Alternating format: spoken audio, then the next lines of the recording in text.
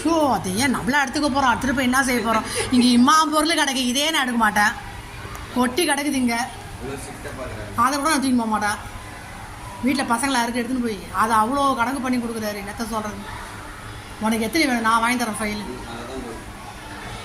அதான் சொல்கிறேன், இங்கே அவ்வளோ கிடக்கு, தூக்கி போனால் அவ்வளோ தூக்கின்னு போகலாம். என் கூட பிள்ளைங்களா இருக்குது, தூக்கி போய் என்ன செய்ய முடியும்? நான் எதையும் கையோட இருக்க மாட்டேன். நான்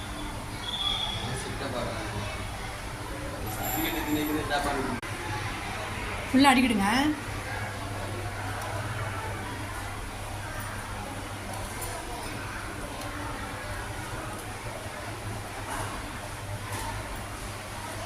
சீக்கிரம் வைக்க முடிய போகுது.